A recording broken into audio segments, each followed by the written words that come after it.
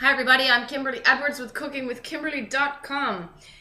I just got home. It's 9 p.m. I coached tonight. I'm tired and I'm hungry and everyone's hungry and it's time to eat, like an hour ago. So, yeah, came home, gotta make something. Sure, I'm glad I took something out. Like when I tell you guys to take something out of your freezer in the morning, do that. You'll be happy when you get home. You have a defrosted piece of meat. You can just throw it in and do it. If you have to take it out of the freezer and defrost it, it takes forever. It makes your cooking night just so much longer. Trust me, do it. So I'm glad I did that because I have a pork tenderloin out, and this is what a pork tenderloin looks like. It's kind of cylindrical in shape, and it's kind of in a triangle, long triangle, got me? So it's wider on one end, and it tapers to the other end, okay? What I have here is just a baking dish that's big enough to fit that, okay? In the bottom of it, I have 1 cup of plain old all-purpose white flour.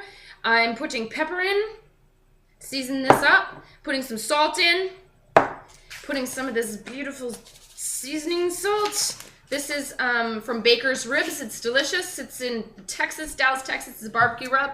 I used to live there. I'm so glad I found this in my cupboard the other day, accidentally, that I brought home, so yay me. All right, on my stove, this is what I've got. I've got a large frying pan. It's big enough to fit that pork tenderloin. You saw how big it is. Check it out. Make sure it's big enough.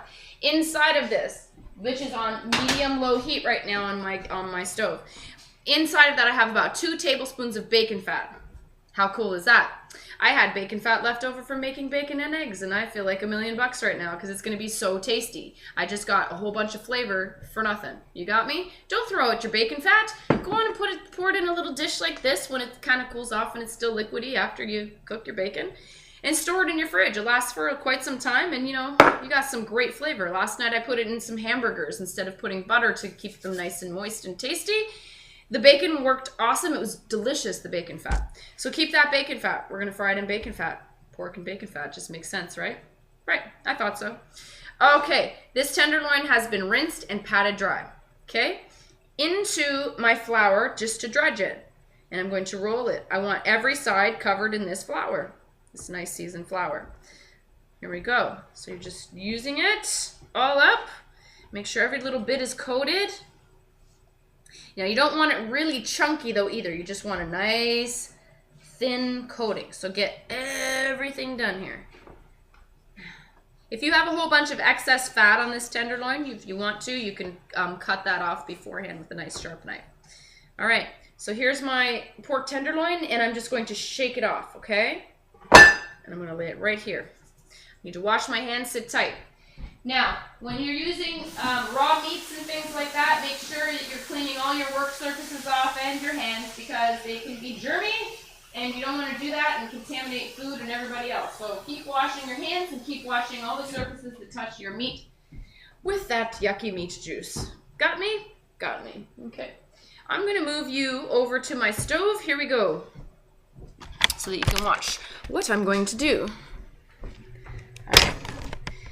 Here's my stovetop. I can feel the heat coming off of it. Hope you guys can see okay.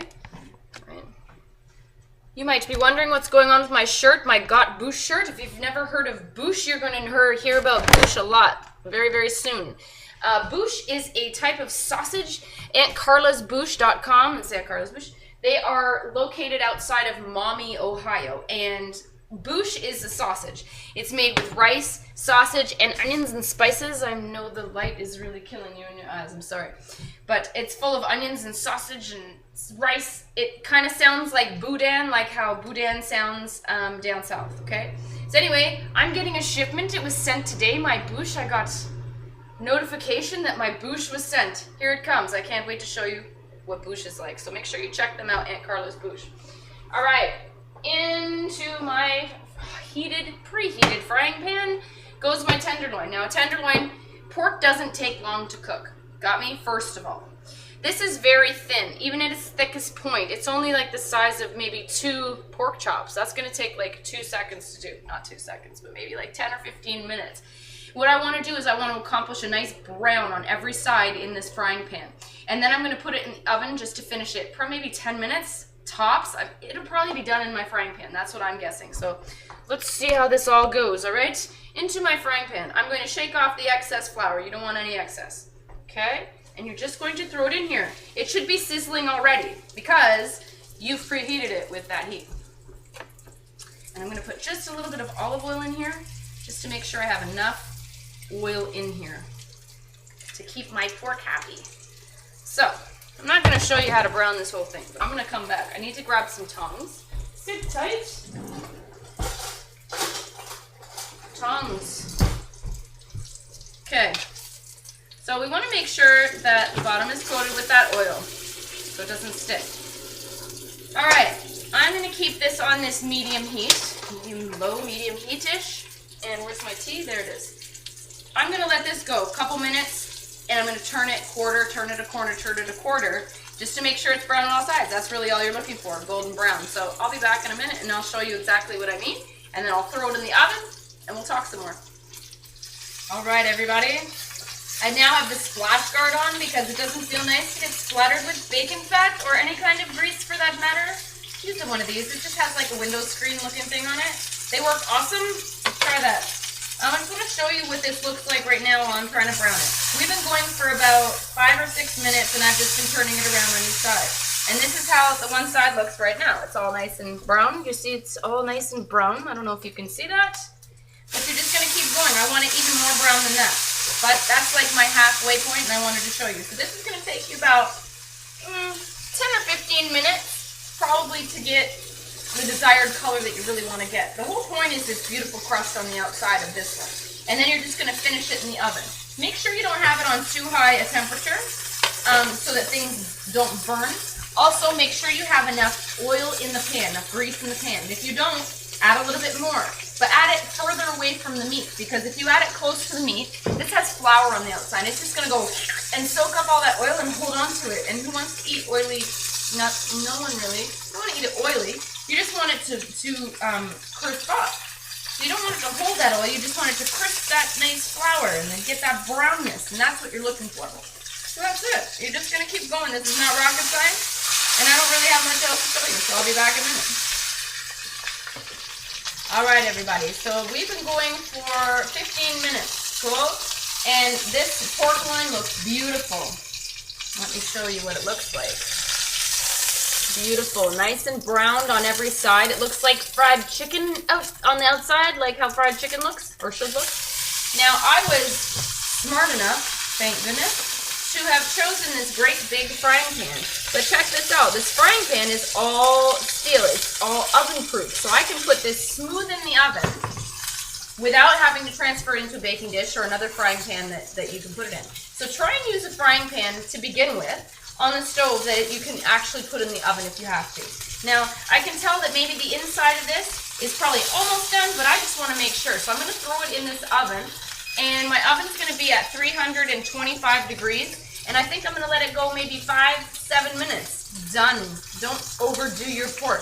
If you want, and you don't feel like you're confident enough and you haven't had enough experience doing it by just pressing it and feeling it, then make sure you use your little meat thermometer.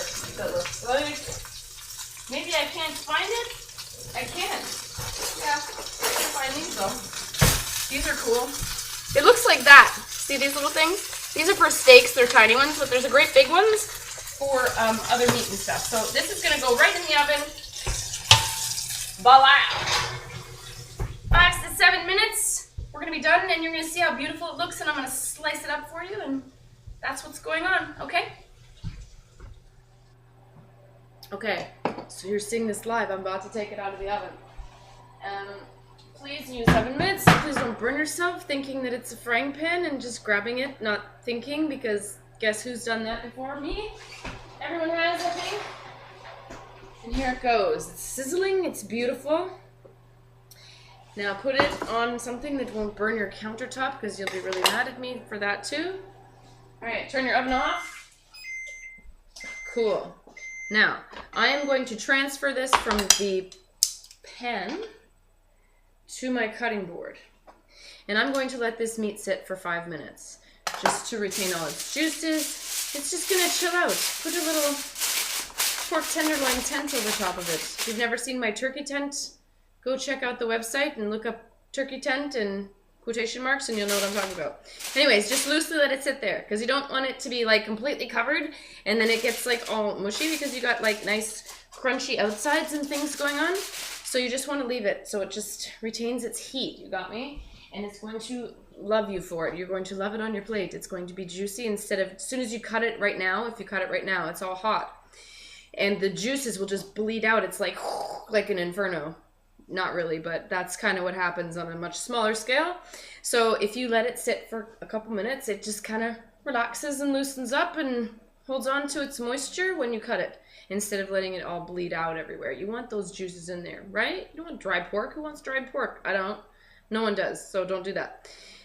Be back in like 4 more minutes now. Hi, everybody. Okay, this is live, guys. So I just took that tent off of this, okay?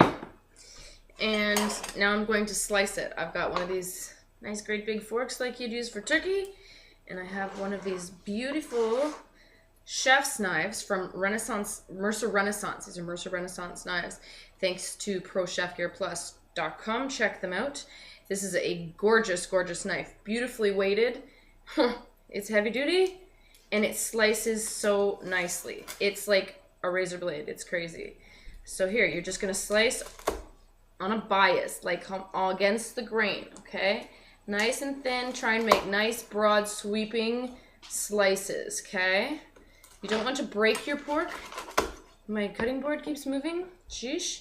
So you don't want to break it up. You just want to make nice medallions. Now I'm going to show you how I'm going to plate one of these bad boys. Now, my juice isn't all over the cutting board. I don't know if you can see that, but I'm telling you. There's no juice on the cutting board, which is amazing. And I'm going to taste this. It's beautifully moist, excuse me. Crispy on the outside. Very flavorful. I'm excited. Okay, Mommy, you're gonna love this? Good. Okay, so onto the plate. I'm putting like 4 or 5 on there for her.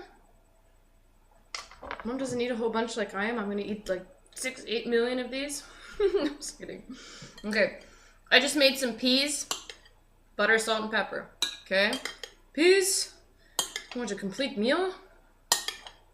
There's some peas for Mommy. And I made some smoked paprika mushroom rice. Okay? This is going to go on the side. It looks lovely. This is that La Shinata smoked paprika powder. It's the sweet kind with the mushrooms. Okay, Mommy. Yes. It's ready for you. Good. All right, I'm going to show them what it looks like. Let me show you what this looks like. I'll bring the camera down so you can see. It's a nice balanced meal, okay? Now, 1 serving of meat. Don't forget, we learned this in university and all that stuff, the new, you know, how to measure food and things. The amount of 1 deck of cards is 1 serving of meat. I know it doesn't sound like a lot, especially us living in North America, because we get these huge amounts, huge servings of meat and crazy amounts of things. And I'm guilty of it, we're all guilty of it. And that's okay sometimes, but most of the time you need to abide by some kind of, you know, normal rule. So in 1 deck of cards worth, a little deck of cards worth is 1 serving of meat. That's 1 serving of meat. And I know Mom won't eat any more than that, and it's late. So there we go. That's how you cook pork tenderloin. Beautiful thing. It's crusted pork tenderloin. All right.